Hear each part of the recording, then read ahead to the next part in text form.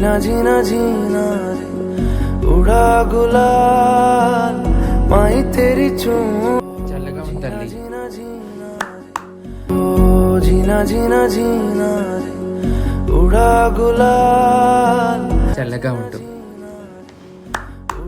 అరే వీడు మన క్లాస్మేట్ సతీష్ గారు కదరా? అవునరా. సతీష్ నువ్వే కదా? ఏంట్రా నువ్వు ఇలా అయిపోయావు? స్కూల్లో బాగా చదివేది, టాపర్ కూడా, నువ్వేంట్రా ఇలా అయిపోయావు? అవునరా, స్కూల్లో ఫస్ట్ వచ్చేదాన్ని. హార్మోన్ చేంజెస్ వల్ల నేను ఇలా చేంజ్ అవ్వాల్సి వచ్చింది. నేను ఇలా చేంజ్ అయిన తర్వాత నా కుటుంబానికి ఈ సొసైటీకి దూరం అయ్యాను. కానీ నేను ఎప్పుడు కూడా ఒంటరిని ఫీల్ అవ్వలేదు.